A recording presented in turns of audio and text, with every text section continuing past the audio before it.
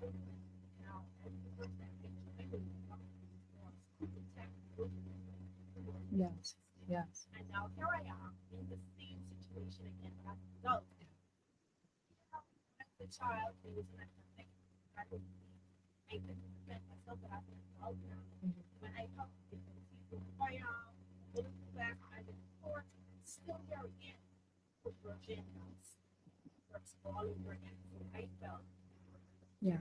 I literally wanted to kill myself Wow. because how is it I am going to I'm saying that I want to attack a person outside of the attack.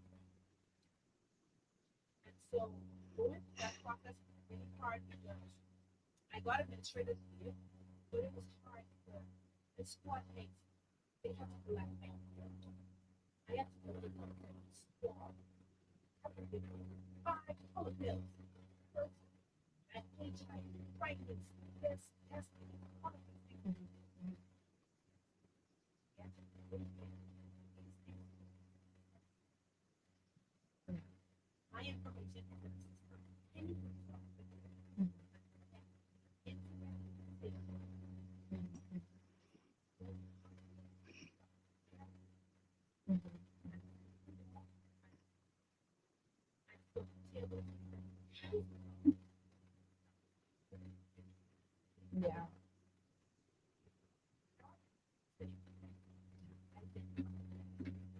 so they gave me, and I think it was a unique situation. I don't think they had anything that I'm not sure about anything that really relates to how to deal with it. And so I went on administratively and I came back. They took me off active investigation and they did it. And that's when I went and I lost everything. It felt just broke back. Now I love it. Now did to me, Mhm. I am suffering all over again. And so now they're removing me. I understood why because they made sure that my mental Mhm. stability is okay and Mhm. that I will be controlled and investigate it. Yeah. But the thing about it is, what's so funny is people say this thing all the time. Mhm. You know why? It is because the crime of it, even though people don't have it under control, that stigma is attached to Yeah. you, Stigma. they are the one. Yeah. And so I still maintain neutrality in those instances. Mhm. That's what I learned. I put myself in my life force, and Mhm. now he's taking my life on the inside, and now I have to do work that I do not like Mhm. because of what he did to me. Mhm. And so I went through all of the emotions. I went to the crisis center, they helped me. I went to my pastor. I also went to a therapist. And all of them did, I think, what they thought to do. But during that time, it didn't help because I needed to talk to someone who experienced it. Mhm. Because there was no that I to work with the people who are able to go in the system. I would see officers, I would walk past them and they have my information up on the screen Mm. reading it. And so I had to live that over and over and over again. Everybody finds coping mechanisms. And for Mhm. me, it was shopping. I went into debt buying Gucci, this David Yurman, that Donienberg, this. Some people, they go to alcohol. Some people go into alternative lifestyles. Mhm. Me, I spent money. And no matter how much I was buying expensive things and cars and this and Jaguar and this Mhm. and getting into debt, no one saw that I was hurting because on the outside, I looked like everything is all right. Yeah. But on the inside, I was dying. And the Yeah. only thing that anchored me here was my daughter. Because I said, if I was to end my life today, who is going to protect her? Yeah. Are you going to allow now the same thing that happened to you now to happen to her, to leave her defenseless in this world? And so it was through that situation why I decided, I'm not going to be quiet about it. I'm going to use my story for God's glory, and I'm going to speak to as many people as would listen. You answered 5 of my questions in one space of time. You answered 5, and that's great. That's great. And I appreciate your response to all of them. Um, I don't know if you want, is it okay for us to go back to that time, to that night? Okay. What was going, I know you said that you felt like you're going to die, they're going to kill. It was more than how many people do you recall?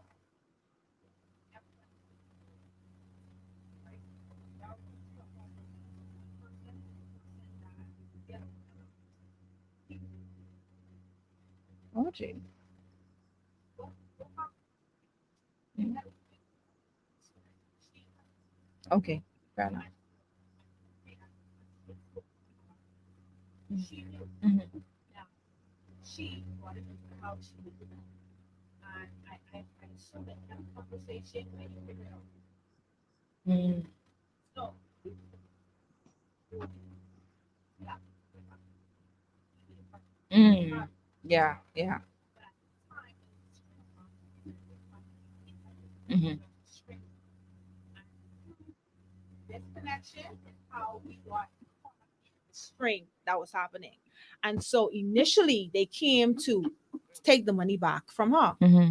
Now there were, so the mastermind, the guy that picked the locks and disarmed the alarm system. Then there were two others, and these two became the rapists because one raped me and the other raped my roommate. Oh man. But what happened was, when initially it didn't seem as though, at least that's how it felt to me, that they came there to rape us. They seemed as though they came there to rob us. Right. But when the guy that raped me went into the living room and he saw my picture on the wall, I heard when he started to curse, and he told one of the guys, "Oh, this the girl, this the," he was cursing, "This her who just charged me with a crime. No, I could deal with her. I could deal with her. I could deal with her." And so I'm listening to this, and that's when oh my goodness, I'm gonna die tonight.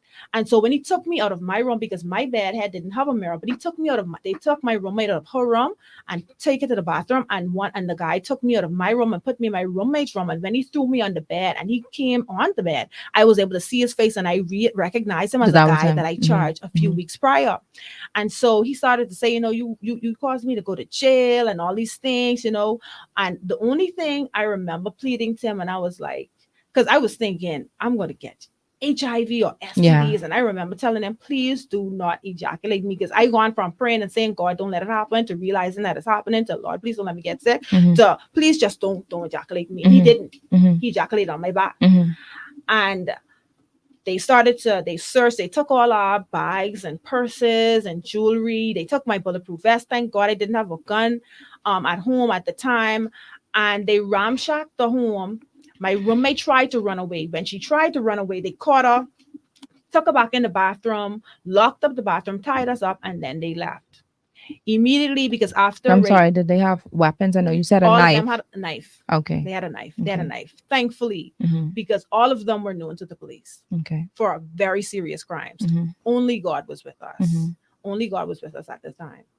And so they left. We ran to our neighbor, who was also our landlord, and we told her what happened, and she called the police, and they came right away. And I do want to give kudos to the Royal Bahamas Police Force, because they did, I believe, an excellent job in trying to locate, and they did arrest everyone. Mhm. Everyone went before court, but then when you get to court, that's a judicial Yeah, matter. yeah. So that's That's out of their beyond them. hands. That's Yes. beyond them. Mhm. And so sometimes, things don't move as quickly as you would like for it to Mhm. move. But at the end of the day, I do believe that just vengeance is the Lord. Of course. And he did get his vengeance. Wow. Wow. That's amazing. I'm gonna pause you because I want to hear Tammy's story. Tammy, I want you to share with us, as detailed as you can, what transpired with you, and from that moment to where you are now. I mean, you can go ahead and answer those 5 questions I have about too. And one of those is, speaking about your emotional status at that time. Yeah, where were you? Where was your headspace? Um, if you had anyone to lean on, and what caused you to come out and break the silence to speak about what you went through and your trauma. All right. Good evening, everyone. You guys can hear me, right? Very Just clearly. want to make sure. Okay, because I had to switch my laptop was freezing, so I had to switch to my phone. So for me, as it relates to abuse, abuse started happening to me when I was about 8 years old. I had been abused so many times I even lost count. of how many times I was abused. It was by family members, it was by neighbors. My parents used to go out of town a lot, and so they would leave me with family, thinking that they were leaving me in good hands. But unfortunately, when you do situations like that, sometimes they have individuals in them, who doesn't have the best intentions at heart. And so, I lived with the molestations. For me, I thought it was, I knew it wasn't right. I knew it wasn't normal, but it was something that was happening so frequently that I just lived with it. Right. And so I remember that I used to be this little outgoing child. I was always, into being around people. And when that started happening to me, I started secluding myself. And so that happened up until I was about 13 years old. And then I met a boy that I had liked. I wasn't really interested in like dating prior. I was only 13 years old, so I hadn't really dated a lot of people. This was something that was new for me. And so, we started talking on the phone a lot, and we never really hung out like that. And I remember one day, he was like, he wanted to take me out. I was 13. And so I was like, yeah, it's cool. So one day the schools was closed. I can't remember what holiday it was, but I remember school was closed. And so we had made these plans. We were going to go watch a movie. And I was like, okay, that's fine. Like I could do movies. And so I didn't want him to come to my house. So I was like, well, I could come by you and then we could go together, because, I was catching the bus. And so he gave me the information, how to catch the bus to his house. And so I took the bus to his house that day when school was out. And when I got there, it first of all, when I got there, it was probably like 6 or 7 guys in the house. Okay, so he was about 18 years old. I was 13, he was 18. So already, there's like a disconnect in the age, right? Yeah. And so he was about 18 years old. So there were these boys in the house, and they were like they were very aggressive, and he wasn't even close to ready, right? And so I was like, you're not ready, you're not ready. I was already feeling uncomfortable. Like I was already feeling like, what did I get myself in? But I continued to just stay. All right. And so he had asked me, he was like, why don't you go wait in the room? Let me go get ready. Cause I was like, we're ready. The movie started at this particular time, and like he wasn't even close. And so I was like, I didn't want to wait in there with them in the living room with them because they were all in the living room. And so he guided me to the room where he was, and I waited for him. I waited for a little while. I was in there by myself, and he came, and I had to be there for at least 15, maybe 20 minutes by myself. And when he came in, he started getting like real aggressive. Now, I was a virgin. I had never had sex before. I knew at that moment that it was something that I was not ready to do. I wasn't even entertaining the conversations. And so he came in and he just said it out loud. He was like, you know what has to happen. And I was like, no, I'm not ready. This is not something that I want to do. You know what I mean? So he kept saying, like, we're going to have sex, basically. And I kept saying, no, I'm not ready. No, I'm not ready. I just kept repeating it over and over and over again. He was like, well, if you're not ready, then I'm just going to take it. Mhm. And at that moment, like we started like fighting. Like I was literally fighting him, trying to keep him off of me. And he was stripping me. And then he ended up raping me. And when he finished, he got up and he walked out of the room, and he went into the living room, and he was like, she's in there on the floor naked. It's your turn to go jump on her. My And God. so at that moment, I just started freaking out. I started crying. I wasn't even a Christian. I wasn't even saved.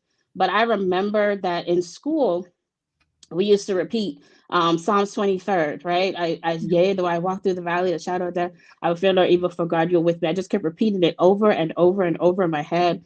And when the first guy walked in, he looked at me and he saw me crying. He looked at me and he saw me crying there. And it was the glory of God, because he looked at me, he saw me crying immediately, and he turned around and he walked out the room. And I got up as fast as I could, and I locked the door. I locked the door on my way. I locked the door and tried to get dressed as fast as I could. And as I was walking out, they were grabbing me, they were howling at me. I was just trying to get out there as fast as I possibly could. And I basically ran to the bus stop, and I ran home. And in that moment, like I was trying to figure out like what just happened. Like I was lost, I was confused. I stayed in my room for about, I don't even know, it was a while. I didn't even come out of my room. I didn't exit. I didn't want to go to school. I didn't want to talk to anybody. I didn't want to be around people. And I remember one day my aunt came to me. This was maybe like 2, 3 weeks later. My aunt came to me and she was like, I mean, she saw how down I was. And she came to me and she was like, hey, we're going to the beach. It was another holiday. And I was like, yeah, I could go to the beach. Like, this should be fun, you know? I need to get out because of what was happening, right? I had this scene in my mind, like it just wouldn't end. And so, you know, it was her husband, who was my favorite uncle, and they had their 2 boys. And so they were like, yeah, we could go to the beach, you know? And so, you know, they came and they got me the day that we were supposed to go to the beach. And, you know, they're Christians. And I remember when we were listening to like gospel reggae in the car, and I remember getting inside their car and we reversed out of the yard, and there was a homeless guy. That I just want to give some context. There was a homeless guy, and my uncle, he stopped and he started ministering to him and letting him know that, you know, he didn't have to live that lifestyle, and God could carry him and he could cover him. And like it was a good day. This was one of my favorite uncles. And so we went to the beach and we had a good time in the beach. And I know I was a little bit uncomfortable because of what happened. So I knew that my senses were like heightened, right? So like being around men, like it was like different at this point. And so I was on guard, but I'm like, no, this is my family, right? This is my family. And so we were in the beach and I remember us playing games, and I remember thinking, like, feeling uncomfortable with the way that, you know, my uncle had brushed up on me, you know. And I was like, no, this is in my head. This is just because this thing happened to me, you know, a couple weeks ago, you know. And so I'm trying to keep positive with the same attitude. And so we left the beach. We were there for a couple hours. We left the beach and we went to my aunt's house because they lived closer to where the beach was. And so I mean, it made sense because, you know, she had her 2 kids, and, you know, just getting them changed and, you know, cleaned up and whatnot, it made sense to go to their house. And so we went to their house, and I went to a back room, which was one of the boys. My aunt, she went to go and give the 2 boys a bath, and they're in the bathtub playing, you know, singing songs and whatnot. And I grab a coloring book that's on the floor, and I'm just sitting there waiting and coloring, right? And so as I'm sitting there and I'm coloring on the floor, my uncle comes in and he comes right behind me and he begins to start touching me. So immediately I went into like shock mode because I was like, no, this is not happening again. You know, like this just happened. It's not Right. happening again. He starts rubbing and fondling, and I am pushing his hands away, and I'm trying to move them as much as I possibly can. And so he starts getting real aggressive, and he starts saying, "Don't you like it?" I'm like, "No, stop." And I get up and I move to another area in the house. And I remember I called my cousin and I told my cousin, I was like, um, he is touching me and I don't know what to do, you know? And so because they, you know, they didn't have cell phones and stuff back then. I had to call from a phone that they had in the house. And so I'm on the phone with her, and then I hear him coming and I get scared and I hang up the phone and I walk towards the kitchen of the house. And then he comes behind me and he pulls me from behind and he starts grabbing me. And he was like, "Don't you like this?" And I'm like, "No, I don't like this." I'm like, "Stop." And then he just starts, you know, doing whatever he does. And I'm just sitting there crying, not knowing what to do, feeling I'm still in shock, right? I can hear my aunt in the tub with her kids, giving them a bath, and they're singing like all these Christian joyful songs, you know? And so as soon as he hears that they stop, he stops. And I just go into another shell, and they're like, "Okay, it's time to take me home." And so now we're riding in the car. I'm silent, and I'm just in the car, just thinking, I can't believe this is happening. I'm trying to be strong for myself, you know, because I don't know what to do. I'm only like 13 years old, so I'm like in shock that this is actually happening again. And I go back home, they drop me off, and it's another I go back in. I don't want to talk to anybody. I don't want to be around people. I started to isolate myself even more. So that is exactly like, some of the events that happen. I mean, I've been through other situations. We'll be here all night if I talk about those, but I Mhm. think those are the ones that I think that we could talk about tonight. But in terms of like, those events, it left me so traumatized that I kept telling myself I have to take control of my life, right? She said that she used to, shop as her way, but me, I became very promiscuous because I did not want to lose that type of control. I figured that Mhm. if this is how people are going to be around me, then I might as well dominate and take control of myself. And so I became very promiscuous. I became like the aggressor. And so, like, my friends, they used to be like, oh, you're the dude in relationships. My family, they used to be like, oh, you're so fast, you're so this, you're so that. But they didn't understand that, these things were happening to me. And, I didn't tell anyone for a long time, because when I did, it wasn't, it wasn't met with, oh my God, this happened to you. It was kind of one of those, how family, they sweep things under the rug, you know. My parents, when I told my parents, she was shocked. She was like, this kind of stuff only happens in movies, like she couldn't believe that it happened to her child. And my family, like, it was one of the, they don't want to talk about it. Nobody really knew how to help me. um I think that people could only do what they know how to do. I know I went to the crisis center. I had to relive the scenes all over again. It was very uncomfortable to repeat everything that happened to the police officers. It was the most uncomfortable experience that I've ever had to experience in my life. Just having to go through the steps and recall and talk about what happened and go to the doctors and all these different things. And it made me so uncomfortable that I did not want to address it. I did not want to talk about it. I just wanted it to be over and done with. I didn't want to deal with it anymore. I was like, okay, it happened. Let me move on with my life and let me just live, because I'm tired of reliving this experience. So that's how it was for me. One more thing, like I remember when I told my grandmother, her response was, "That's good for you." Like I, when I tried to say something a lot or tried to address what was going on, they was like, "That's good for you. You need to learn how to stay home." Things like that. Like, they wouldn't address it with sympathy. It was almost like I was the problem. Like, everything that happened because of me, right? So it was difficult for me, and I had to basically process it alone, and eventually, get the healing that I needed, but that happened later in life. I'm grateful for your story and both of you, your resilience and just the strength and the courage to actually come out and tell your story. I know this may not be your first time sharing this story because I found you on TikTok, where you started to talk a little bit about it.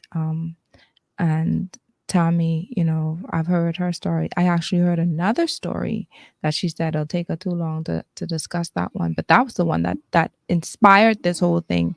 I don't know if we'll have time, but that particular story I would want you to also share if it's okay with you, Tommy. But let's take a quick break because, like I said, with this particular show, it is heavy. I had to put my eye back a little bit to keep the tears from flowing because I ain't got no napkin around me. My producer ain't give me no napkin today, and he know I'm a crybaby. But these are the things that happen in our country every single day. You've made so many points, but it's like I can't wait to share them. Let's do that right after the break.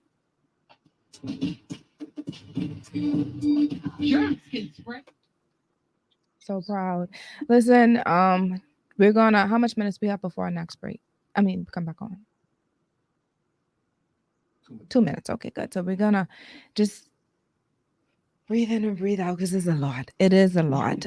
It is a lot. And for those who are listening via Facebook and then of course YouTube and in faith and cable, y'all could still hear me. So I'm gonna talk, just to save a little time. But when we get back on, but if this has happened to you, the fact that these ladies are, I mean, they had to relive the incident. Like both of them shared, they had to relive it to speak to the police officers, law enforcement officers. They had to relive it to tell their parents or to tell, their colleagues. They had to relive it to share, what they've been through in their experience. And it takes a lot of courage to do that. There are a lot of people who keep these things inside, a lot of people who are ashamed or just shame just to say that it happened to them, and that's why I am just so grateful for these ladies. They are so courageous, and I have to actually say thank you publicly, before we even continue. Thank you for sharing and being so brave and courageous, in that. And sorry for having to allow you to go through that again, but I know that you have some healing enough to share your story, which is fair, which is fair. um Tammy, one thing that I did notice, and I can't wait to share something as well about this 23rd Psalm, something about the 23rd Psalm. There's something about the 23rd Psalm. And if I were to say anything for mothers, teach your children the word of God. Teach them. Teach them when they don't know, they may not know what to say if ever they find themselves in a situation. Don't have to be like this, but any situation in life where it seems devastating or beyond or overwhelming to them, they have to know the word. It literally is a weapon, it's a two-edged sword. It's something that can be used whenever they're afraid, whenever they're nervous, just before they take their tests and exams in school, before they do a presentation. Oh, and another thing, and even as Tammy was alluding to this, be careful, mothers, where you leave your children. Be very mindful of who, and guess what? Sometimes it's people you know. So that is where you have to really discern and know your children. And I'm sure I'm gonna allow you all to explain all of this. And we gotta ask Mrs. Christie, actually, this may be in her field, having to know your children and the way that they respond. Because Tommy said something. She said, look, I was so outgoing and I used to be this and do that and talk. And then when these things happen, I started to shut down. These are some signs, and I'm going to ask Mrs. Christie to talk about them. We ready?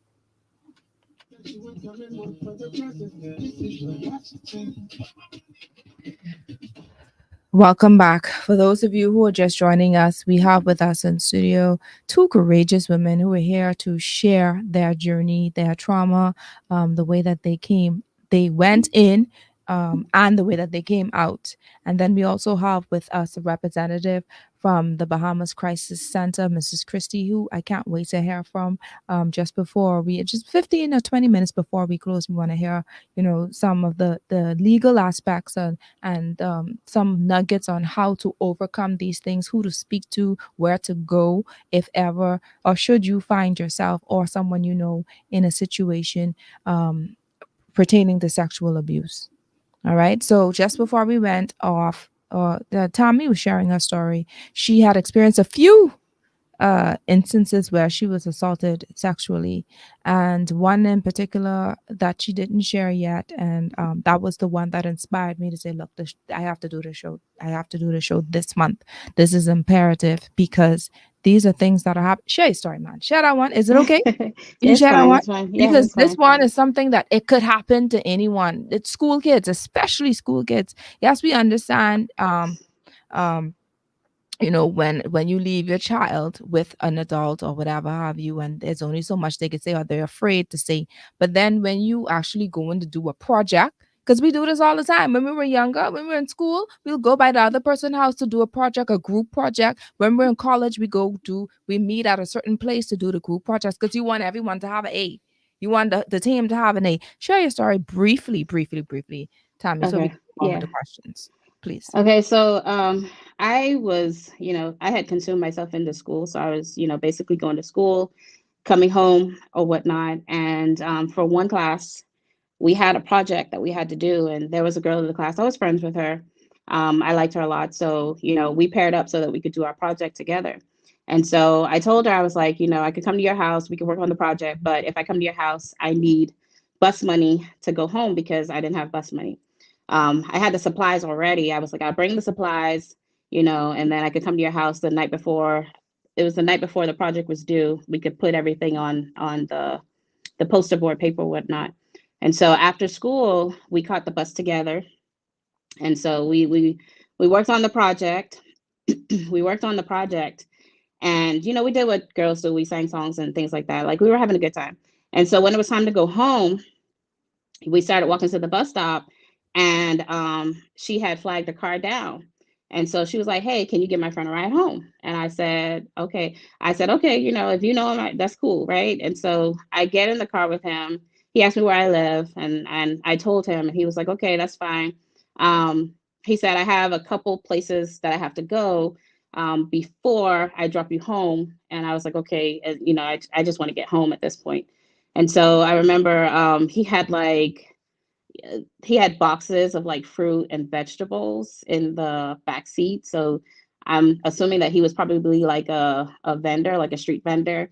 I remember he had like dreads. I remember he's like I could still smell I could still smell him, basically, like the scent from the must from being outside all day. And so he went to a few places, and I'm like, "Okay, it's getting late." And he was like, "I have to go to my place before I drop you home."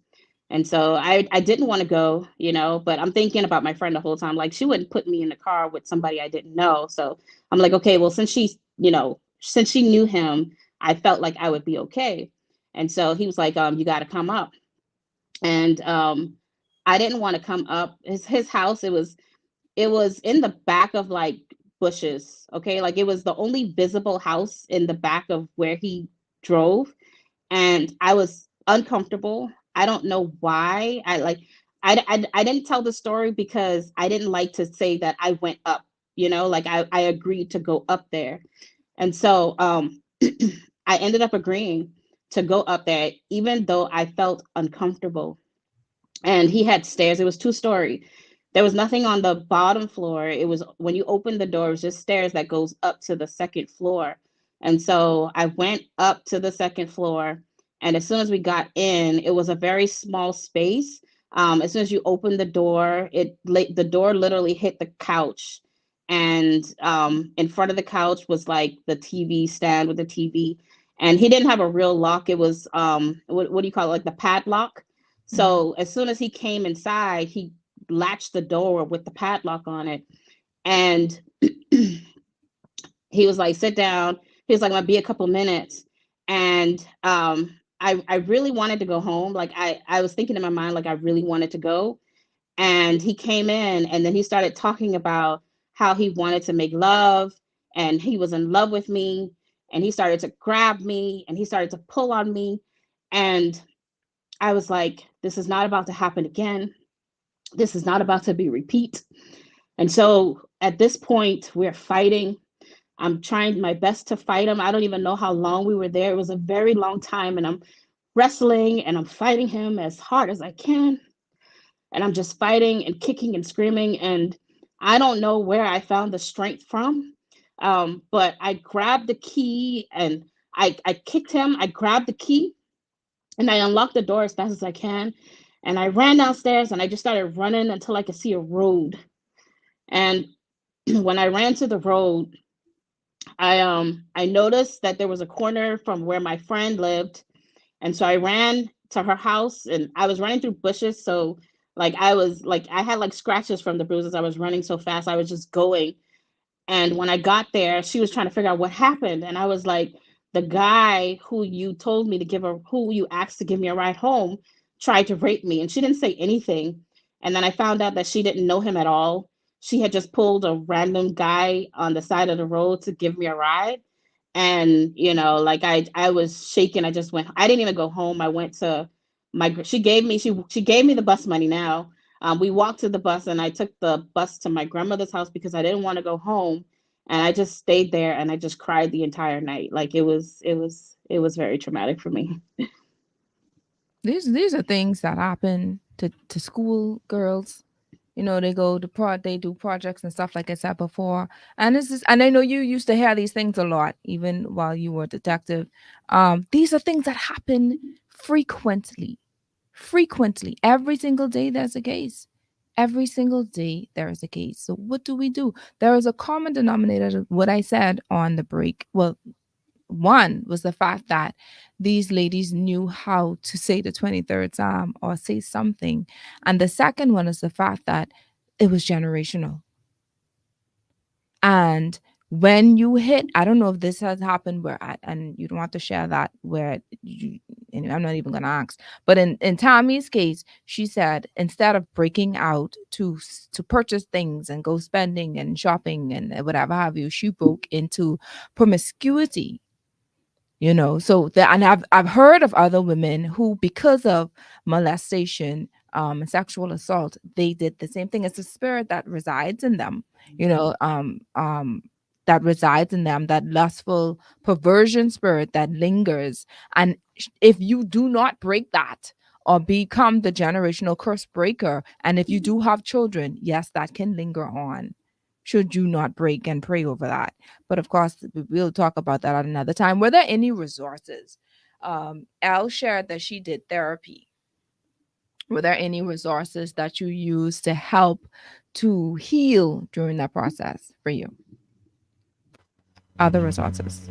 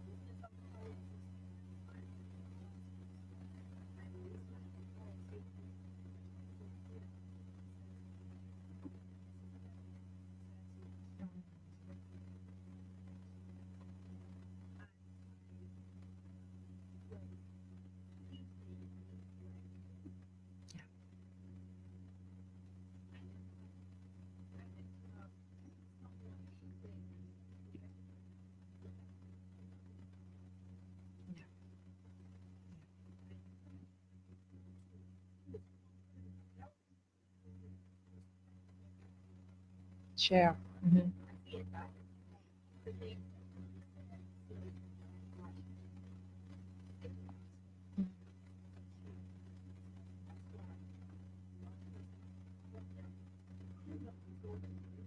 Yeah.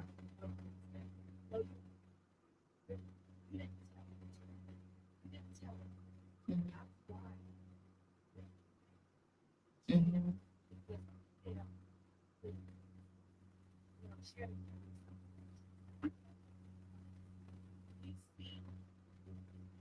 Mm-hmm.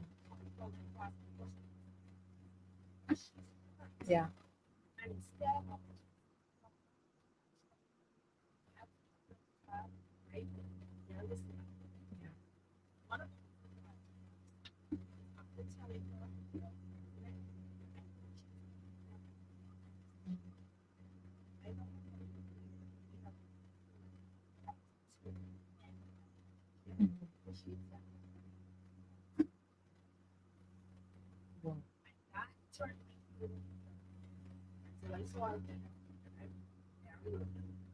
So rebellious that she took me to court.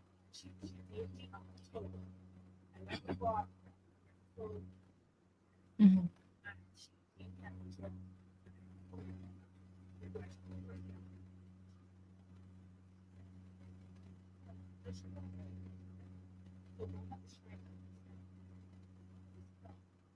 The root. Yeah. Right. Yeah.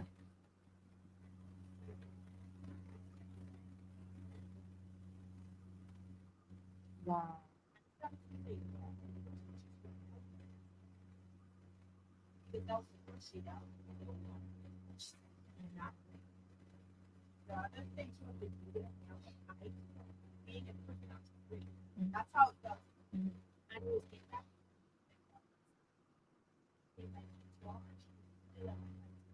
She allowed me to see like the side of her. Right? She allowed me to understand that there was so much more inside that I was intelligent, that I was yeah. And from that day to this day, she is still encouraging me. And see, sometimes there are women you think, you know, because I just wanted to be with them. Honestly, I just wanted to be with them because I didn't do this stuff.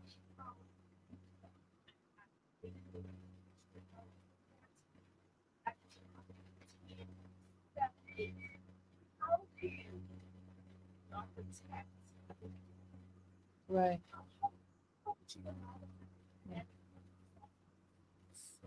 Frequently. Mm-hmm. Mm-hmm.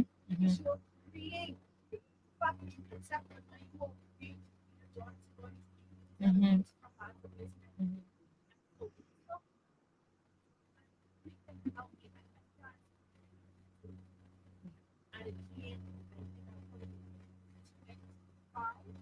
When one day the Holy Spirit said,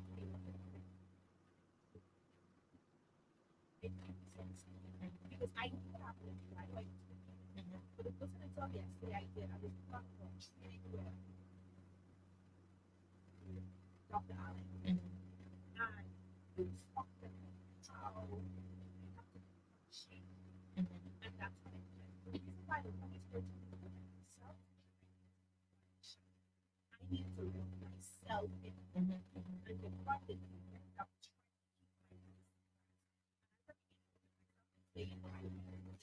trying to keep myself. That's what it's father is just trying to figure out where we can make it from. When he was at the how he didn't say anything. So there was like to get this there. And so I had to get the speak of her. They just on the inside of me. And I pressed it. See, one of the things she said was, you know, she became this girl. She didn't even know why she agreed to go out because when we go through this, it affects our decision.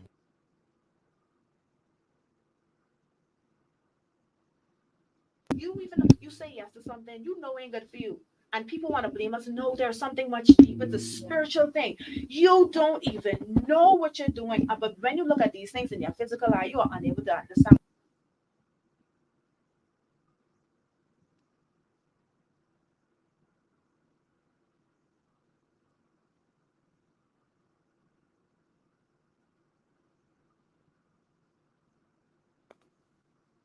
That's because I grew up in church, and I'm so thankful to my grandparents for taking me to church. Because if it had not been for that foundation, I would not have known how to go back.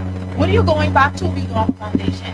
You have nothing to go back to. And so, like you said to the guest, and I admonish each and every one of you, teach your children the word of God. That's the only thing that is going to keep them during trying times. With my oldest daughter, I was very protective of her. Until one day the Holy Spirit said, "You cannot be God in her life. You cannot be everywhere at once. You're not omnipresent. You are unable to protect her. You can be right there, and something can happen to her standing on the side of you, so release it to me." And when the Holy Spirit said that, that gave me like a calm. And he said to me through a woman of God, you cannot protect her out of every trial. She has to walk some things because without a testimony, she is unable to be used by me. And so through that, the reason why I held it so tight is because of what I went through. But I had to trust God and trust his word and say, you know, I release all four of my daughters to you. And as I am speaking on their behalf, and I'm letting people know that there's another side to this, because God has transformed that story for his glory. And that's why I don't sit here speaking about this boldly without a tear, not because of my strength. It's because of his strength. Because I wouldn't want to talk. Who wants to go talking about great ball thing? Like, who really wants to do this? Nobody. But it's because of the strength of God that I'm able to stand, sit here, and no, because who surprised me? Mm-hmm. Mm-hmm. This was an issue. stigma behind it, the way people are going to see them, now that after this cheated, so this is it all. I decided this one, this one. You have to show me and you know, because going back, and I got a loose understanding. I have much very good tolerance Mm-hmm. because I always thought this particular controllers. Right. That's the way they said people up. So my relationship with them, and getting married was pure Mm-hmm. because it was something in it. You became a little bit aggressive with me, training box. Yeah. Yeah. Mm-hmm. I want you all to know that triggers do not necessarily, even your trigger, it doesn't necessarily mean that you're, Mm-hmm. even though we people were still human, but that memory will never go. No. It will, Yeah. but it will always be there. Mm-hmm. Being triggered is not fiction. It is simply because we have not. Anytime something happens, that Go back. you now have to control how you Mm-hmm. that's the thing. How you want to react to the thing that's triggered. Mm-hmm. And so sex was very unhealthy for me until I truly had to Mm-hmm. there are people talking about it. Definitely something positive because it will continue that side of you is stress me. I know It does. It does. Tommy, what were your coping mechanisms? Okay, I was really trying to hear her, but I couldn't hear a lot of what she was saying. But coping for me, it took a while because for a long time, I was coping by, the drinking and the smoking and the having sex with whoever I wanted to have sex with. And it wasn't until I had an aunt. I had an aunt, and she is the most saved aunt. She's the most saved person I had knew at that time, and she didn't know what it was that I was going through. But she kind of took me under her wing, and she would just start taking me to church. Like she would come and pick me up, and she would take me to church, and I would hang around with her. And it was something about the love that they gave. It was something about just feeling loved when I was in their presence, because one of the things that trauma does to you is it makes you feel like you're unworthy. It makes you feel like you're unloved. And she came from a place of just loving the way that God said to love. And I felt that. And so I wanted to be around them. And so she basically embraced me. So I started going by her house frequently, and she would take me to church, and I loved going to church. It wasn't that I wasn't raised in the church, but I I don't want to say, I don't want to say anything bad, but it wasn't, I didn't feel the presence of God as I did when I was with my aunt. And I didn't really understand what that was until I encountered the Holy Spirit. And that didn't happen to me until I went to her church. And so from that moment, from the first time I encountered an experience with the Holy Spirit, it kind of stayed with me. And then I started reading my word. I started reading my Bible. I started wanting to get to know a little bit more about God. And through that, the transformation started happening. And then God started working on me from the inside out. So I didn't really have like people who I could talk to about it, because my family, they didn't know how to deal with the situation. I was still angry. I had a lot of anger in my heart, because of the things that were happening to me. And I felt like nobody was really paying attention. They didn't know how to deal with the situation. And so, because they didn't know how to deal with it, I kind of coped on my own and allowed God to do it. And it took a while. It took a while. But when I really started getting into the word and learning more about God, and learning that, it doesn't matter how dark your situation is, He's the light that drives out any form of darkness. And coming to Him and learning that He could purge me, He could cleanse me, He can make me whole. Not just because of the things that happened to me, but the behavior that I started doing after it. Like he really had to do a work in me. And a lot of people ask me, why do I even how did I even become an intimacy and relationship coach? It's because like I dealt with so much trauma, and I made so much bad decisions as it related to the trauma that I had, that I started learning about God and learning about, how He wants us, His design for how He wants us to be in relationships, how He wants us to interact with people, how we're supposed to love those who curse us, how we're supposed to just embrace Him and His love, and all of the things. And once I started doing that, that's when the healing started happening for me. Um, the fact that you are an intimacy coach, there's something real quick before we wrap up from your portion. And that is, how do you help people, or what advice would you give to a woman, for instance, Elle said, hey, she looked at intimacy in a different way, she was traumatized by it. There's so many women who have been sexually assaulted, at a young age, or even at as an adult. And so when it's time for them for intimacy, they tend to shrivel, or they tend to not give of themselves, simply because of the trauma and the triggers that took place. And me being a marriage coach as well, there was something that I heard real quick, about this lady who said that even when her husband touches her thigh, she remembered her father used to touch her thigh at a certain way. And when her husband did that, she like pushed his hand away from her. So I want you to talk, please. How can a wife or woman be able to enjoy intimacy with her spouse, having to deal with the trauma that may have transpired or taken place for I her? think I think that's a great question because there are so many triggers that can happen, and sometimes you don't even know what triggers will happen. And so I think the first step is just being able to acknowledge that, you know, acknowledge and having a level of self awareness when trigger is happening, and knowing that it's a process of growing through that, and communicating with your spouse, like, hey, this is not your fault, but this is something that triggered me. You have to be able to communicate with your spouse some of the things that are triggering you, because they don't know. I struggle with that sometimes in my marriage, because they don't know that sometimes they could touch you a certain way and then you're reminded of a thing, right? So it's your responsibility to say, hey, when you did this, this triggered me. It's not anything that you did, but understanding that that is a trigger, something that happened to you, and working towards moving past that. So it's a process of just going slow, um, communicating with your spouse and working with your spouse, until you get to that level where it doesn't trigger you anymore. Thank you for that. Can I add to that? Sure. A police officer reached out to me. He reached out to me on TikTok after seeing the same video that you said. Mhm. So, and he said, his girlfriend, who's also a police officer, said that she went through a lot of trauma, molestation, and Mhm. rape. Mhm. And he said sometimes he don't know how to help her. Mhm. And one of the things is you have to be honest with with your partner, Mhm. letting them know what happened What to you, happened? Mhm. right? Mhm. And as the male or the partner, you have to be careful with her. Mhm. You Very have to sensitive. be very patient Mhm. with her, Mhm. because I remember there was a time, when I was triggered by my husband, and we got offended at Mhm. first because he was like, "But I'm not that person." Mhm.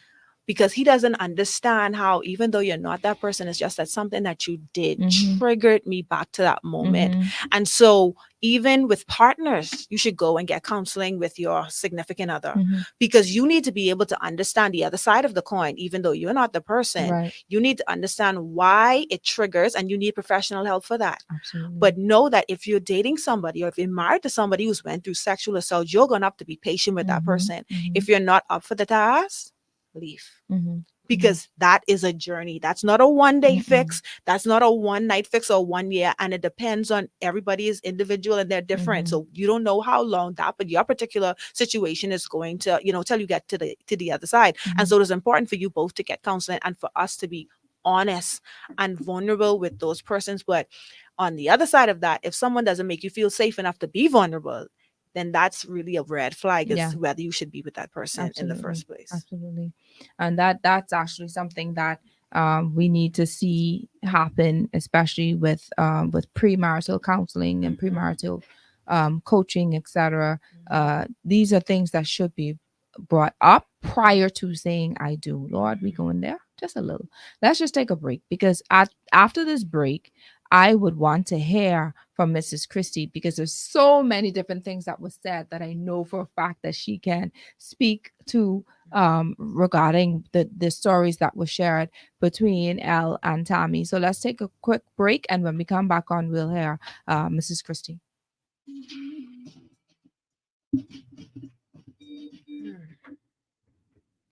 Ooh, child. Okay, so Mrs. Christie, which mic is working, Beats? Because I know you've been switching up. So, I believe I'm having an issue with the scale that splits the audio to on air and online. So,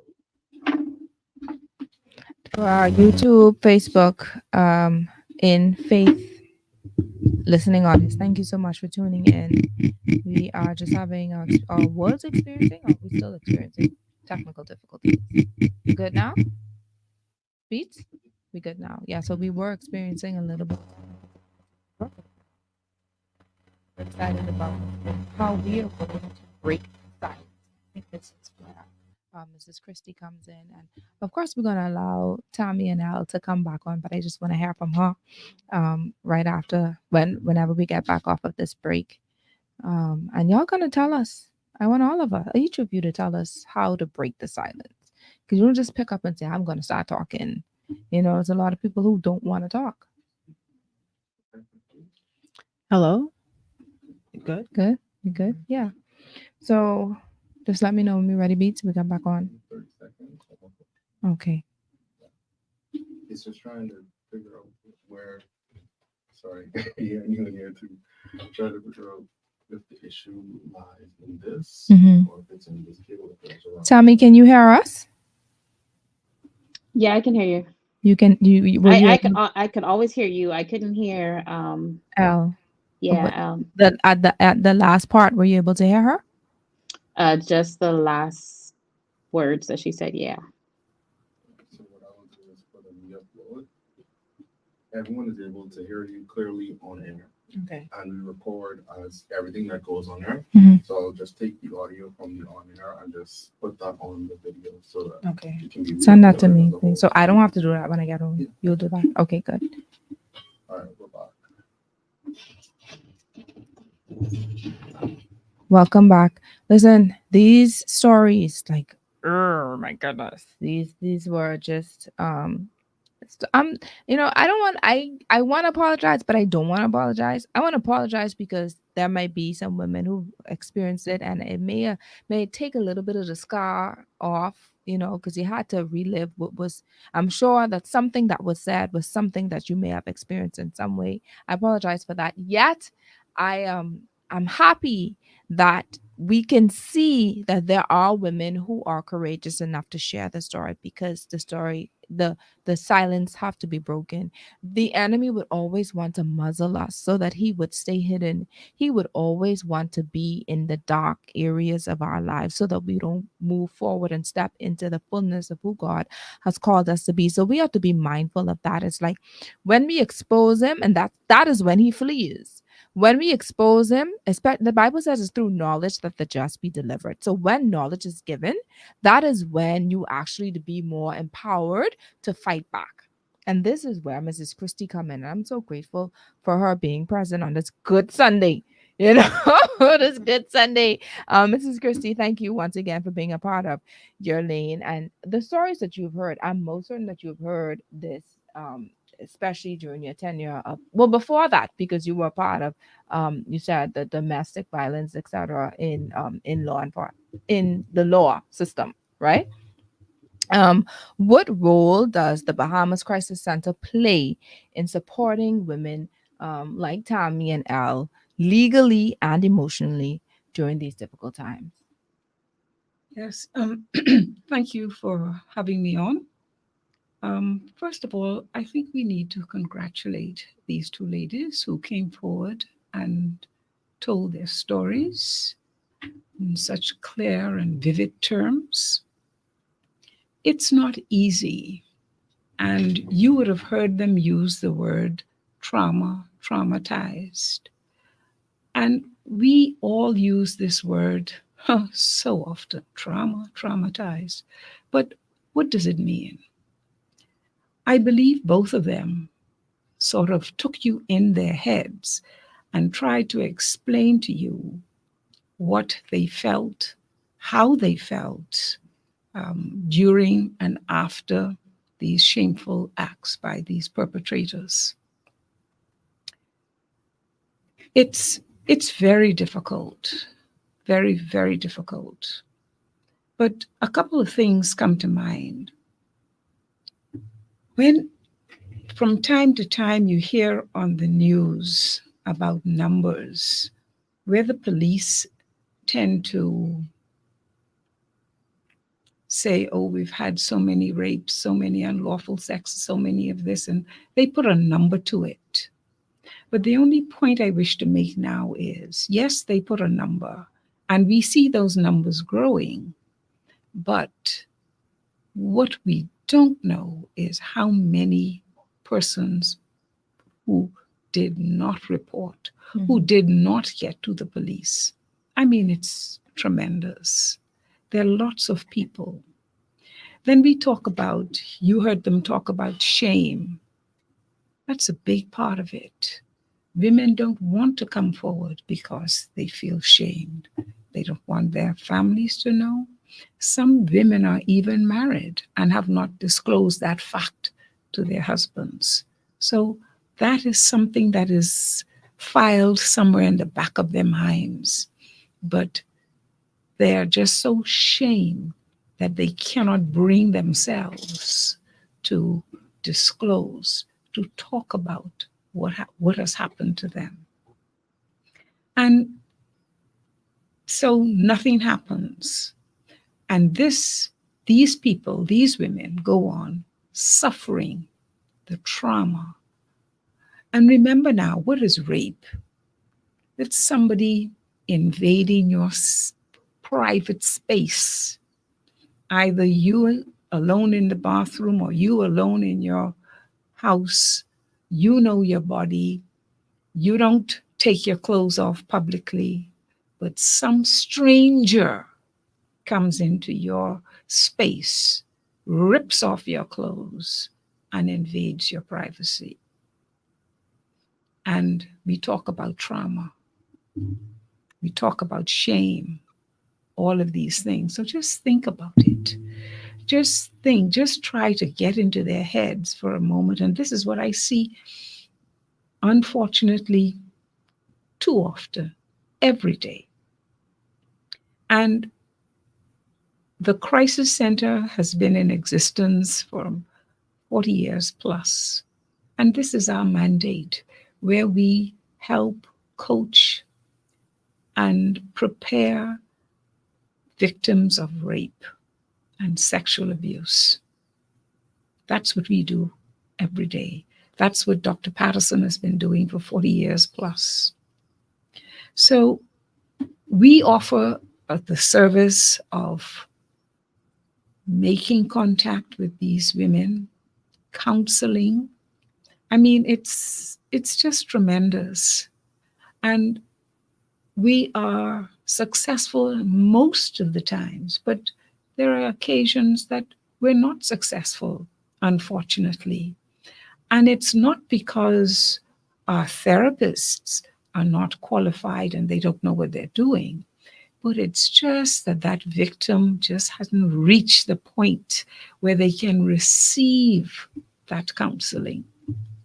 And so we work diligently with these rape victims.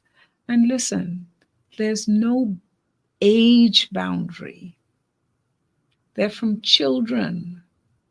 We have referrals for 2-year-olds. And you have to shake your head and you just think, well, why? How could you? But from 2-year-olds up to last week, we had a woman in her 70s, early 70s.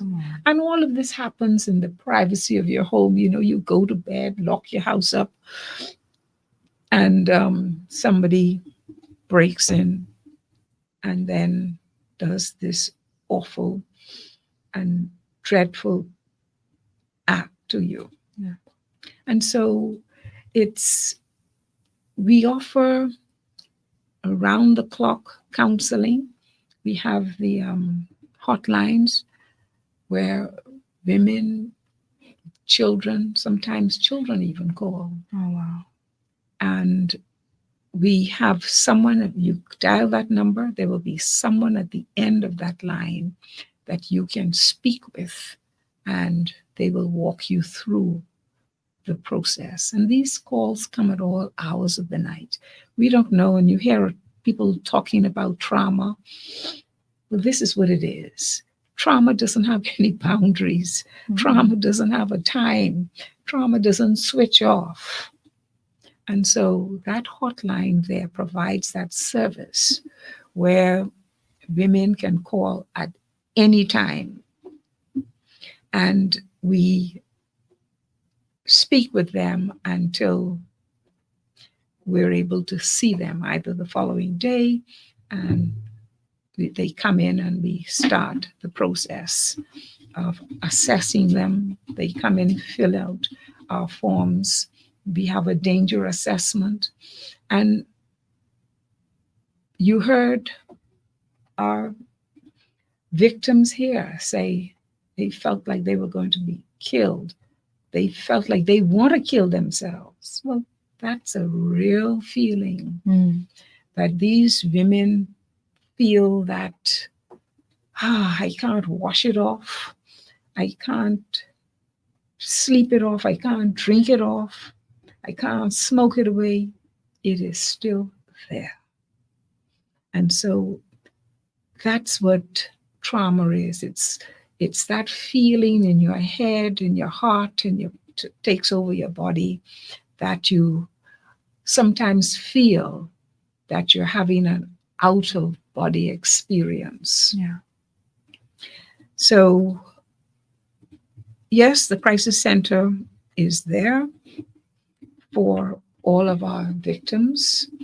And as I said, we have the 24-hour service hotline, and we have in-house counseling, and we have the qualified practitioners in our office from Monday through Friday. And from your legal background, can you explain the legal rights and options available to women who have experienced sexual assault? Well, your first, when an assault happens, you first turn to the police. That's where you go to make a complaint, to look for intervention and for protection. So women go to the police and they tell the story, and the police conducts an investigation, and eventually, hopefully, someone is charged. Now, victims of rape complain always about the length of time that they spend at the police station, the length of time that they spend at the hospital waiting for services, the fact that they are telling their story over and over and over again. Unfortunately, there's no way that we can get around that, but the story must be told. If you don't tell your story, that's a problem. That's a problem for the system. And you know what happens? I'm going to stick a pin right here. A lot of women, when they tell their stories, they say, well, I don't want him to go to jail. I don't want him, I don't want anything to happen to him. I just want you to warn him. I'm sorry, is this because of the men they know? Like, for instance, the fathers, the uncles or something? Or are there women who are raped by strangers? They say the same thing with strangers? Not necessarily strangers. But a relative, someone they know. Somebody who you know. Right. And they would say, well, look, we don't want this person to go to jail. And immediately when you say that to a police, they're thinking, well, if you don't want him to go to jail, ain't no point us continuing with this investigation. And so you may find that even though you've gone to the police, you've told your story, and then you've made the statement that you don't want this person to go to jail, you just want him warned or something to that effect, then it doesn't go anywhere. And so you have a perpetrator walking around the streets, waiting and prancing on the next victim. And so that's something that happens and happens far too often. And you know, as our colleague told the story about the ride that a friend got for her, and she thought the friend knew the person, but things happen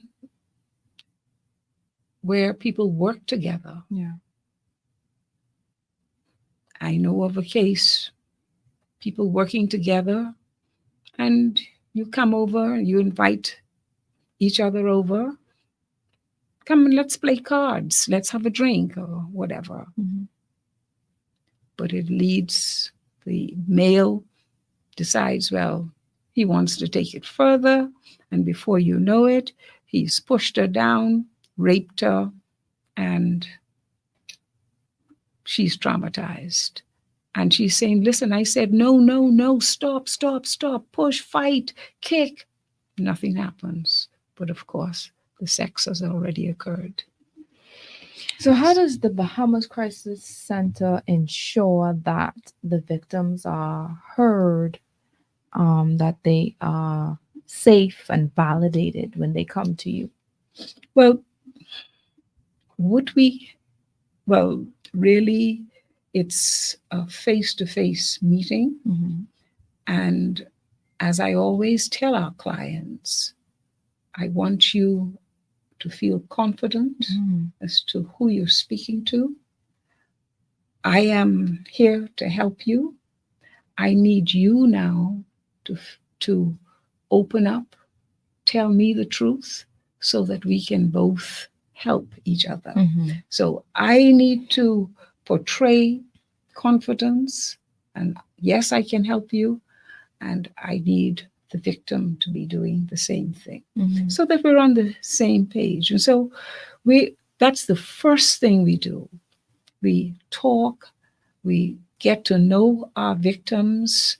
So we're not just jumping into the raw facts right away. So we try to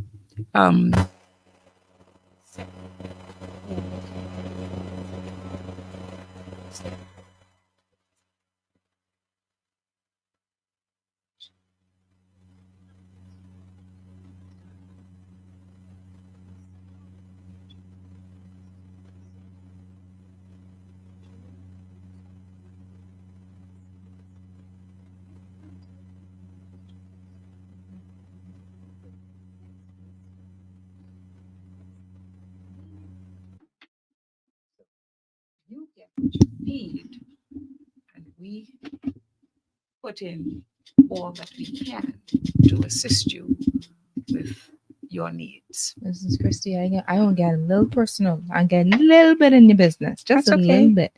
I want to know. I know you're so poised and you're so professional. And, you know, you speak so eloquently. Has there ever been a moment while you were interviewing women that you broke down at any point, that had to pause and go in the room to cry? I don't think I could take that, but you just seem like you have it all together. I don't know what it is, and what gift it is.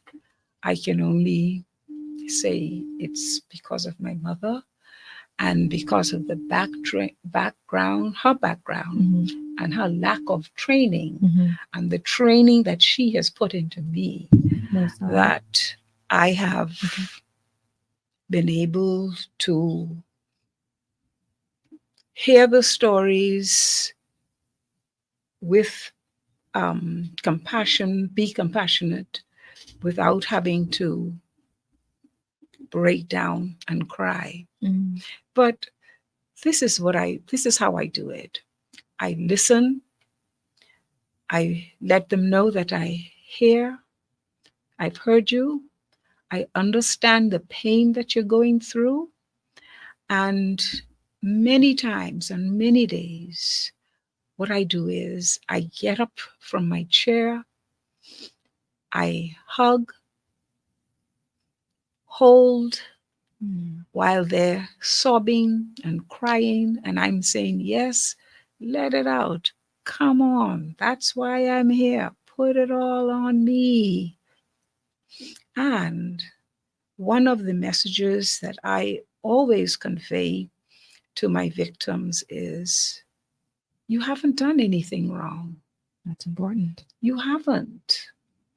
And so, you know, people make you feel as if you deserved it. You shouldn't have gone. You shouldn't have gone to the hotel room. And you shouldn't have worn that dress or that back out, whatever, all that sort of stuff. You're asking for it. No, you're a human being with rights, and no one has a right to invade your privacy. And no means no. That's it right there. So you start, if you ain't sure, sometimes, women are not sure and they send the wrong vibes. They're saying yes, but it ain't quite a definitive no. But if you feel that way, it's not a definitive no.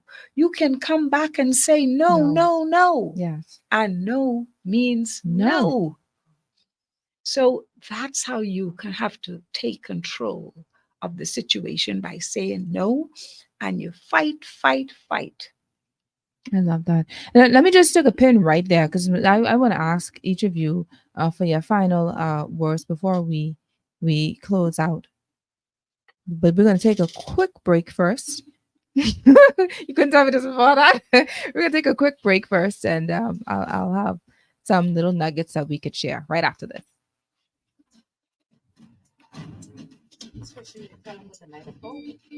Oh, yes. Absolutely. Well, that's it. Absolutely. You can get there. All right. I was looking for my numbers, my That's line. Oh, yeah, right here. Because that's going to be my last question. Oh, yes, that's it. How you know the number? You don't look it up, eh? Oh, you want to put it up? Oh, my boy. Thank you. My boy. Okay, good. I got you. I know. You got me. I know. I just got to make sure the mic's working. Hey, Yeah, this is really good. Tammy, you good? I'm good. You holding up? Yeah, man. That's good. That's good. So when I come back on, we're going to ask you, of course, about the Night of Hope and anything else that the Crisis Center is doing. And then there's a question I want to ask about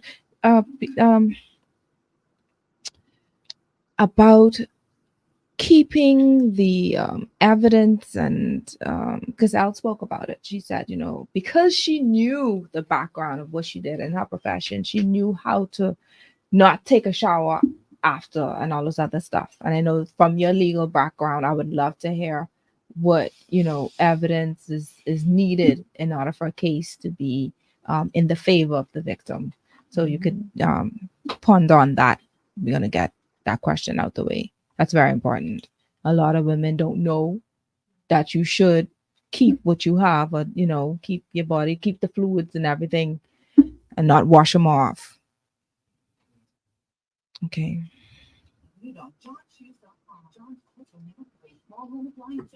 And you could talk about that too, obviously. Let me get her. You're listening to Your Lane with Coach Trish Hanna. Welcome back. We've covered so much, but I wanted to really, really get into how we can help those victims because something could have happened over the weekend. Something could have happened weekend before, last night, or God forbid, things that possibly could happen, within the span of time. But how do we deal with an incident when it actually occurs? We know that hey, if this happens, you go when you report it to the police. Some women don't. Some women keep it in. Some women are ashamed. Some women feel as if I say it, just as Mrs. CHRISTIE alluded, she said, it's probably because I went in the hotel room. It's probably because I said yes and I went in the car. I want to say something real quick. I'm just real quick. True story. When I think this was in 10th grade, I was in ninth grade, heading into 10th grade. I had a very close cousin. Like she's about 2 or 3 years older than I am, and I really looked up to her. She was like so cool. And everyone knew her. She was so popular, etc. She and I went to two different private schools. However, in her situation, because even though she was at that particular private school, she was known in my school. So because I was her cousin, that's a big thing, right? And I felt good about it. One night, I would always obviously ask my mom to sleep over to her, like every event, every holiday, every break that we had from my school. And the holidays, the summers, etc., was always spent by her house because she was just that cool. One particular time, there was a lady there was a student who was in a higher grade than I was, who actually took me in because I was my cousin. That was her friend's cousin, And so there was one time I slept by my cousin's house. When I say took me in, that sound weird. She had me like her little sister around the campus. So that's because I am her friend's cousin that she took me in as a sister. So while I slept by my cousin's house, they decided to want. I think at that time, Bride of Chucky came out, and I don't know if you remember. R&D. I think it was in the Seabreeze shopping center. I think it was R&D.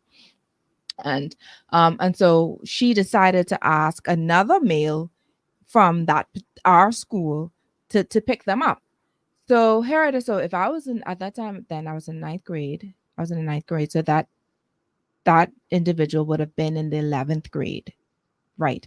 So here it is that the guy picked us up because I was sleeping by my cousin's house. So it was four of us in the car, and they decided, I thought that I was going to watch Bride of Chucky with them. Okay. So they decided when we got there that they were going to go by themselves. I don't know if it's because they were being sneaky. They probably had their little boyfriends or something like that. And me being the younger one, I wouldn't tell. I would have been the odd one out. I don't know. So at that same time, the 12th graders at my school was having a boat cruise. Okay. So my cousin was like, why don't you just go with XYZ, the person driving? They're going to the boat cruise. So you can go ahead and go with him. Okay, fine. I'll go to the boat cruise. Y'all don't want me there. That's y'all business. Y'all got y'all mind or whatever. I ain't had none. Whatever. Do what you got to do. So while we were about to head there, the gentleman said, I need to stop home to get something or to change or whatever have you.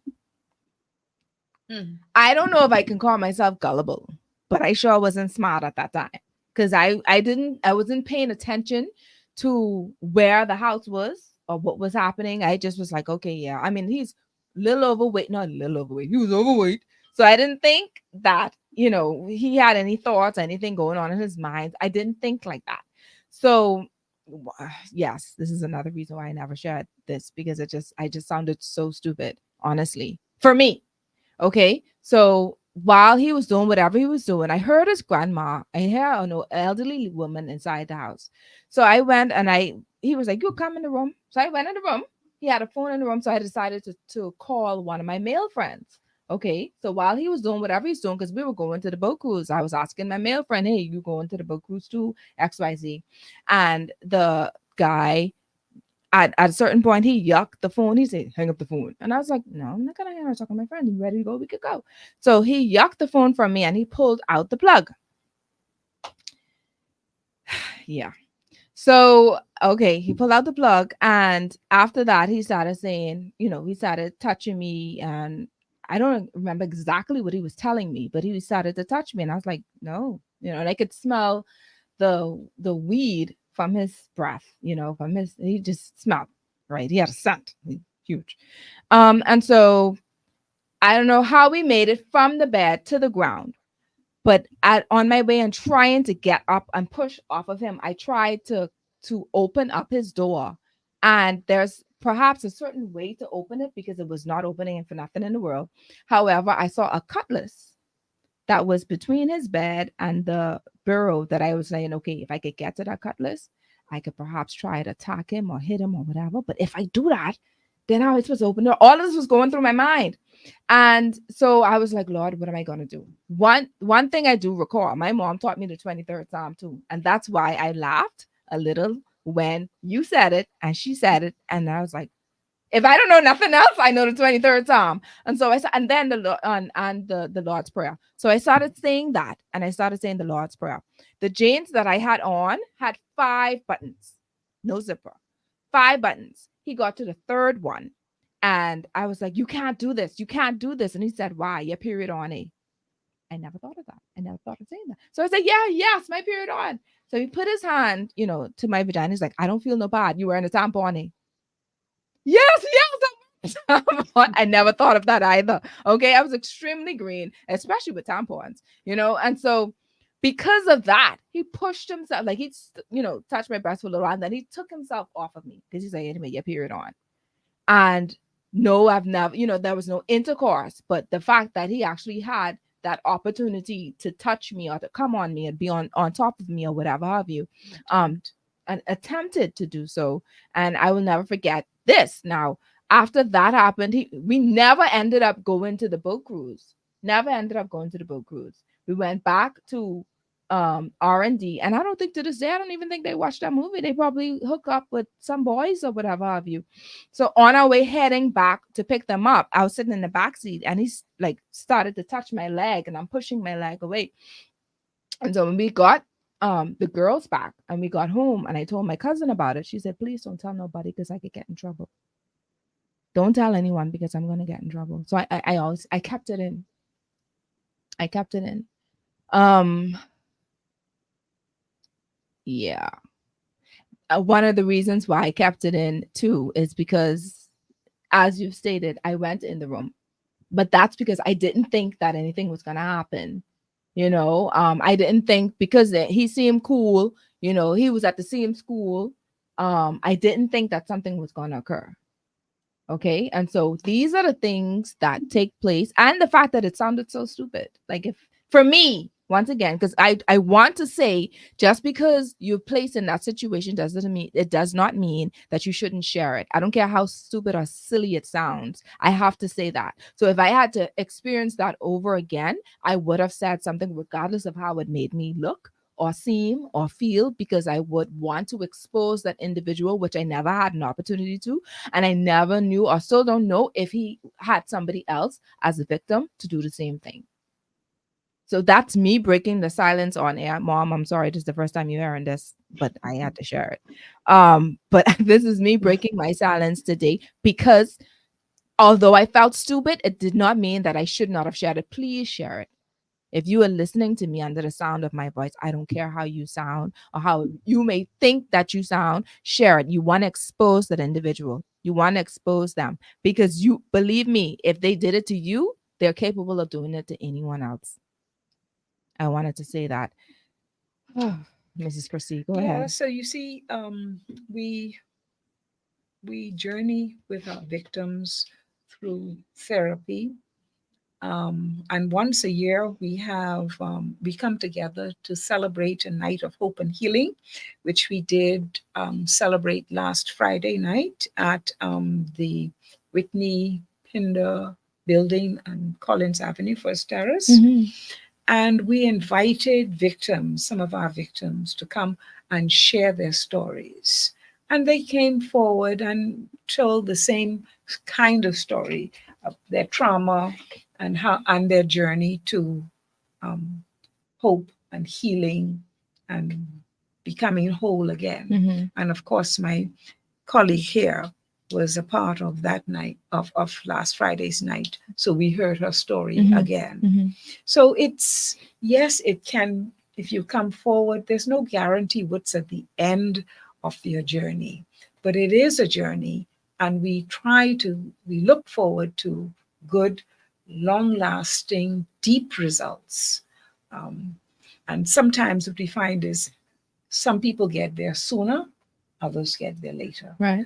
But there is hope at the end of the rainbow.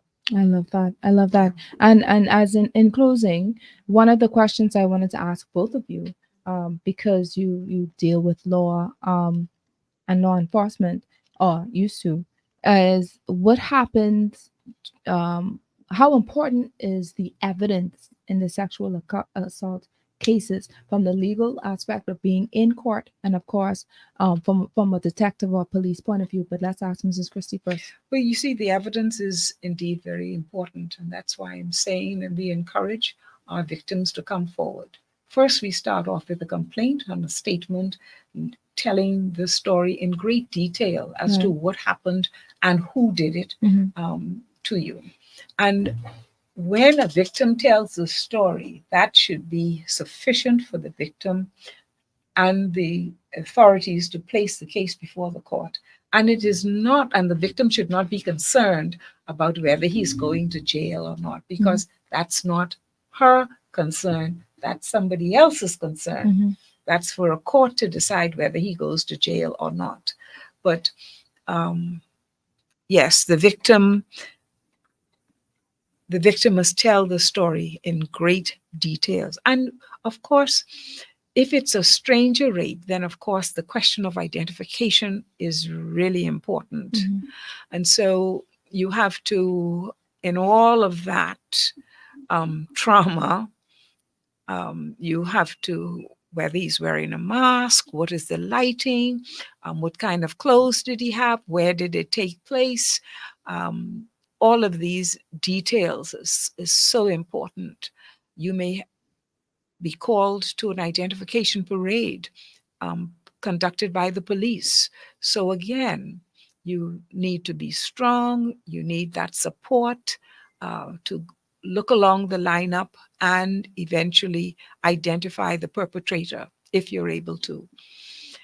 Now, and then, of course, somebody is placed before the court, and the good thing is that after you've told your story to the police, that you do not get the opportunity to appear in person until you appear before the Supreme Court.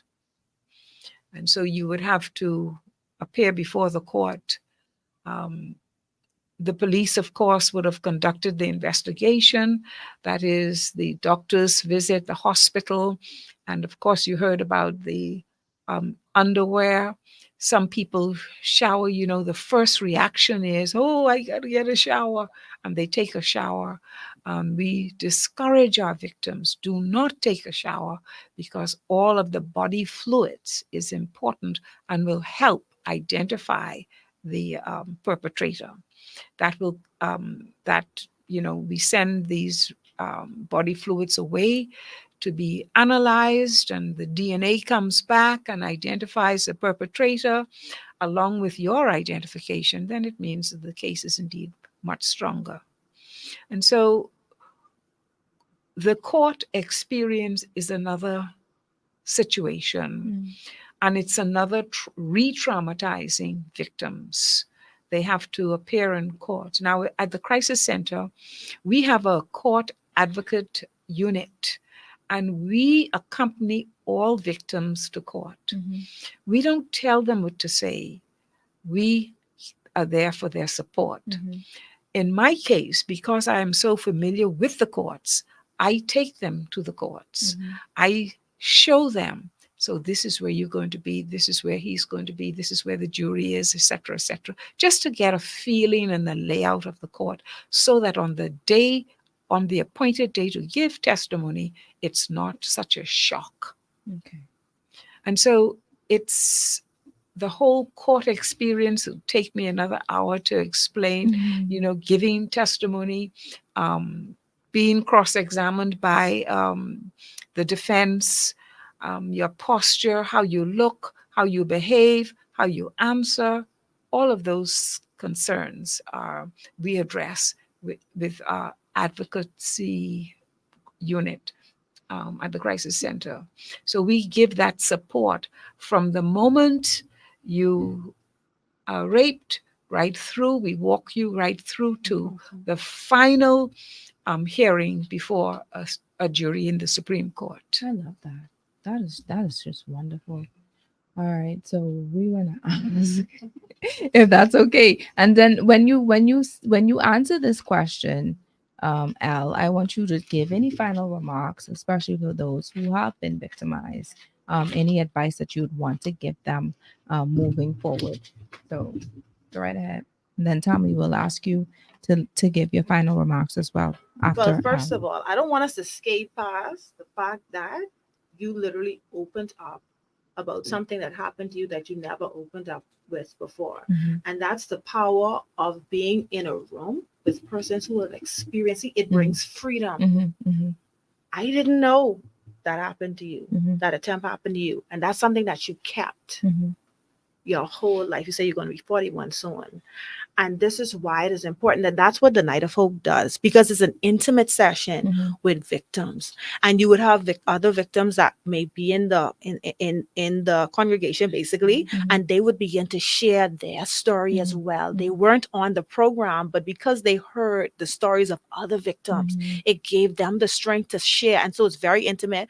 We basically only invite victims, come there, and so it's a place, it's a safe space. Mhm. And because we provided this safe space, Tommy, Miss um Miss Christie, sorry, and Mhm. myself, it gave you the strength to share your story. Mhm. And this is why it is so important for us to share our story. No, everybody won't be sharing their story on a platform, on a radio, but there may be one person, a little girl that you're in contact with, your neighbor, who may need your story. Sometimes everybody, they just need a hug. Mhm. They just need someone to listen to them. Mhm. And so this is what the Crisis Center is doing, is giving you the opportunity to let you know that, listen, we are here for you. You are not at fault. And we understand what you're going through, and we're going to help you like Miss Christie said, every step of the way. This is what we're doing, creating a safe space for all victims, whether you are male or female, a child, the elderly. We are creating a space so you can feel safe to let that out. And now that you've let that out, the healing can begin. Mhm. And so this is what's important. And I just want to say thank you for being brave enough to share that on your radio show, Mhm. because that took a lot of courage. That took a lot of strength. And so we give you, your praise today. Mhm. And so Miss Christie basically covered everything as relates to what is needed. Like she said, after the incident, it's going to be very difficult for you not to bathe, because you want to wash off the Mhm. stench, the Mhm. scent. Mhm. But that evidence is so critical. Mhm. It is especially, it's critical in every case, but especially when it's a stranger, Mhm. because you don't even have anything to identify him. You don't have a name, you don't know his face, and so Yeah. that DNA evidence is going to be. I know you want to bathe, but you have to understand that we need that so that the police can bring the perpetrator to justice. I know that the police just launched a unit that where they're going to now, from my understanding, they're going to be taking the victims away from the regular police station and Mhm. giving them a space where they can actually tell the story, because I like that. unfortunately, you may have to tell the story more than once. Yeah. And here's the thing, sometimes because I could speak from both sides, when you initially tell your story, there might be some things you miss because they're taking the statement right Mhm. after the incident. Mhm. Your mind is going, you're thinking so many different things. It's a good time to take that initial, but the police is going to have to come back to you in most cases to try to really fill in the gaps of some Yeah. things that you missed. Yeah. It's sad.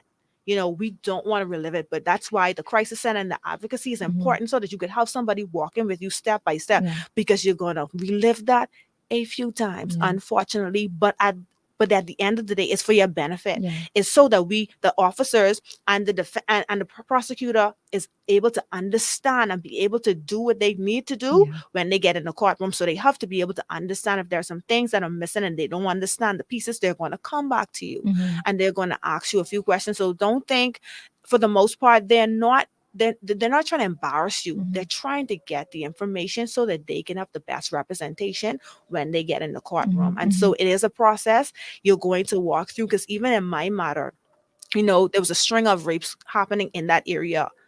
There were older women. None of them wanted to testify. I was the only one. I don't know if it was about 6 or 7 cases. Even with my roommate, I was the only one out of 7 matters that testified.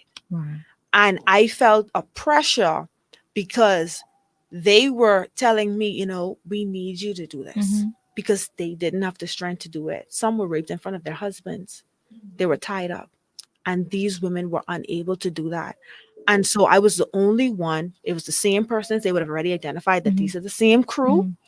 And I was able to give evidence the first time, but we never got to its completion because many of them, I guess I would say that their lives were lost based on the lives they continue to live. So that was the vindication that happened. And so if you are experiencing sexual assault, domestic violence, whatever it is you're experiencing, know that you are not alone, because sometimes we feel like we're alone, but we're not. There is someone with a similar story who is on the other side now that is waiting for you to just speak up so that they can share their testimony so that you can get through. You could get to the other side. And as terrible as this may sound, my favorite scripture is Romans 8:28. All things work together for the good of them that love the Lord and are called according to His purpose. I know right now it may not seem like you can get through. I know that right now it seems as if you cannot get through, but know this: God can use that story for His glory. I would have never thought that when God said to me in the shower, you have the ability to bear it and share it, that He would have allowed me to write a book that became an Amazon bestseller, that He would use this same terrible story to allow me to speak in the US, internationally, and in the Bahamas, helping women and men to get through to the other side and know that there's a light at the end of the tunnel. I didn't know this is what God is going to use. I didn't understand that. But because I allowed Him to process me, because I allowed Him to use this story for His glory, listen, I needed to see some good come out of this. I had to. Yeah. That was the thing that I said, this can't be life. You have to show me on the other side. Wow. Thank you so much for sharing that. So we're going to wrap up. But before we do, Tammy, if you could just briefly have any last minute advice or encouragement for those who are listening, go right ahead and share it. Okay. I think you guys said pretty much everything that needed to be said. The only thing I would add to that is you don't have to do it alone. Like you guys have already mentioned, the crisis center, and there are things that they can do, but find somebody, find somebody who you can talk to. Everybody's not going to go to the crisis center, but find somebody who is close to you. Find somebody who you could share, because it does more damage to keep all of that pain inside. And you never want to allow the trauma to become you. Know that God can take anything, and bring lightness to that situation. You don't have to live in your trauma. You don't have to be your past. You are not your past, right? You are everything who God said that you are to be. Like He has called you for a purpose. He has called you for such a time as this. You don't have to live in those moments. Just find somebody, share. Y'all already said it.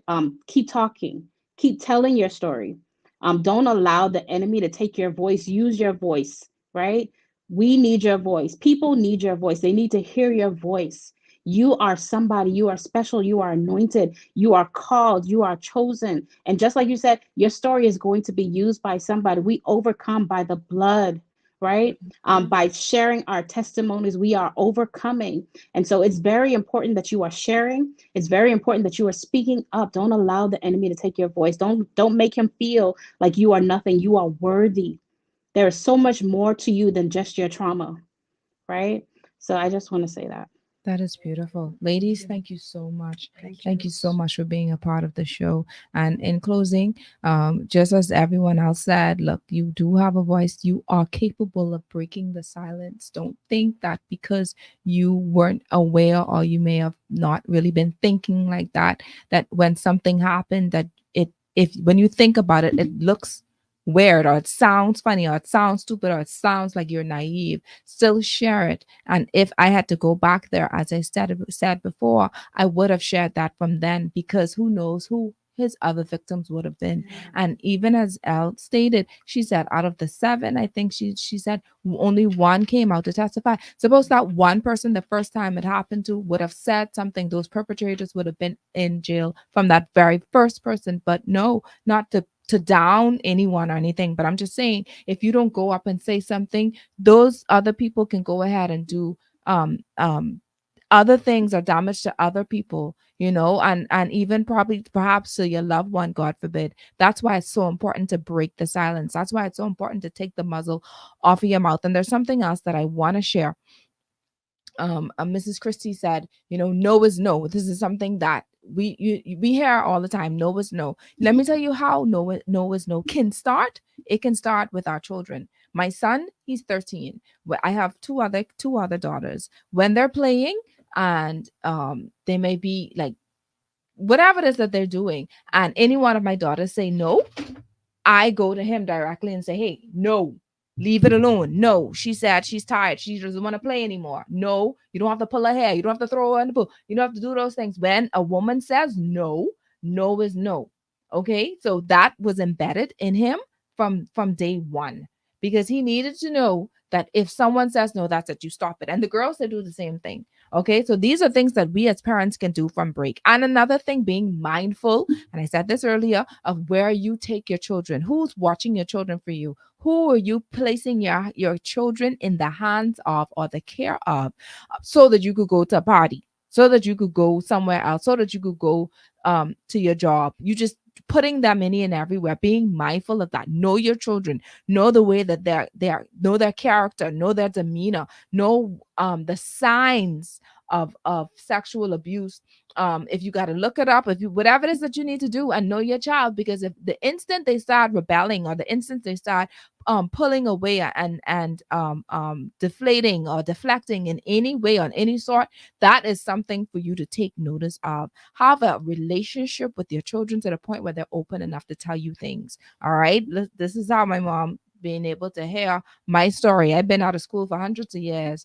I know I don't look that way, but I've been out of school a little while. Okay. And this happened that summer going into 10th grade. She's sharing it on the air. I held it in. All right. And we have a really good relationship now, but if we had such a relationship then, she would have been the first person I ran to, regardless of how wonderful my relationship was to my cousin. And clearly she wasn't really that much of a loving cousin to me, because she was more selfish and catering to herself so that she won't get in trouble. I had to have been the one to keep those things internally, and keep it in.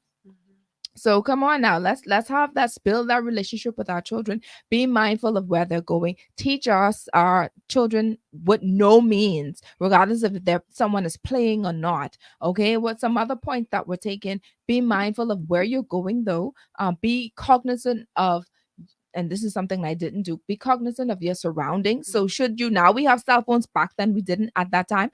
You are at a particular place, you were able to call and say, this is where I'm at. This is the color of the house. This is what I wasn't doing none of that, because I was just whatever. I was in my own lane. Okay. But these are the things that we should be mindful of. And so please, and another thing is, just because you're wearing a certain thing, just because you're going a certain place, does not mean that person is entitled to touch you. So don't feel as if, oh, it was my fault. Mrs. Christie said it's never your fault. Once you open up and say no, no means no. All right. And I ask you to please go ahead and share this with people who who may have had that have experienced this. I don't even know the sexual assault in any way, attempted if need to. At least they would know what to do and how to move forward. And I'm grateful for the Bahamas Crisis Center. I'm grateful for what it is that they do and the part that they play. And if by chance you're tuning in and you want to give a donation to them, because these things don't come easy. You don't just pop up, and these people have their own jobs and other things that they have to do. Is it a nonprofit organization? It's a nonprofit organization. And they hear you from the moment you didn't finish with the police straight down to the end of the final hearing. Come on. If you are a business person tuning in, or if you're just someone who have money in the bank, you want to know if you want to give alms, you look for people who you want to offer gifts and donations to. The Bahamas Crisis Center, I believe, is one that you can actually deem in sowing a seed to help murder victims. It's Jesus and murder victim, sexual assault victims, especially people, and especially because she was actually on the show before. Especially if you had been there before and if you've experienced that. All right, because you want to help others the same way. You may not want to open up and say something publicly, but you could use that same strength and tenacity to do something privately and donate to them. All right. I just had to share that. All right. Thank you very much. Yes, ma'am. All right. So we're heading out now, Beats. Thank you so much for holding it down for us. Our first time listening audience. Thank you so much for joining us and listening. Thank you to our continued supporters. I pray that you were all encouraged, empowered, and educated today. I look forward to the testimonies that will be coming out of this particular show. I also look forward to the people who are actually going to come out and say, this, me too. You know, I was a victim as well. I kept it in, but I want to share my story because I want to help someone else. I don't want that same person to go and traumatize or cause something to happen to my neighbor. All right. So let's go ahead and talk, open up, break the silence. Ladies, y'all were just wonderful, remarkable guests. And I'm grateful for the opportunity to having you on your Lane Talk show today. So we're heading out for those businesses. Once again, please, what's the number for the Bahamas Crisis Center? 328 328 um 0922. 3280922. And where's the Bahamas Crisis Center located? We don't give out our location, remember? No? Okay. Yes, I forgot. Sorry. So the location is, but you can Just call the call. hotline. Yes, Yeah. thank you. I went blank for a second. So the location is something that we're not allowed to share. However, you can call if you have been victimized or if you know someone who have been and you would want to assist them in any way. All right. That's wow. Give this country 100% heads up. And to Thank you. the leader, the CEO, Dr. Sandra Patterson in her Dr. absence. Sandra Dean Patterson. Dean Patterson. All right. Thank you so much for this initiative. May God continue to bless you and the work of your hands. May God continue to bless the people and the supporters and the volunteers and the persons who you have on staff. And may they continue to be equipped and prepared to help those who have been experiencing trauma and sexual trauma and violence. Woo, there's a lot. And while Mrs. Christie was talking, and she said something real quick. I'm going to say this real quick because that Beat's giving me the eye. She said, when she hugs the victim, she's like, it's okay, you can put it on me. And the first thing I thought about is, okay, Mrs. Christie, who do you put that on? Because the weight is so heavy. Where do you drop that weight? Do you want to shout out real quick? Well, as I said, I give all of the praise to my mother. She was a wonderful human being, and she poured into me all that her mother poured into her, how to be a good citizen. Okay. So, okay. All right. So her mom gets the credit for that. Okay. So it's like, all right. So she could equip herself to keep the load or to carry the load or carry that. Wow. That's amazing. To God be the glory. All right. So we're in closing. We're gone now for true this time. We sound like the pastors who say I end in and then they ain't until but a half an hour to an hour later. We gone for true. So thank you so much for tuning in to Your Lane Talk Show. Your Lane sponsors, thank you so much for being a sponsor of this show. The Perfume Bar, John Shoe Store and Accessories, Your Lane Life Coaching, and Lysol, distributed by Thompson Trading. All right. So blessings to you and have a beautiful Sunday. What's left of it? Your Lane with Coach Trishana. This is Star 106.5 FM, Nassau, Bahamas. Cancer Treatment Centers of America tells us. We're done? Are you off air? I see you still live. Thank you so much for our Facebook audience, faith I'm on my way audience, now, so wait for YouTube me. audience. Thank you so much. May God continue to bless you. We're coming.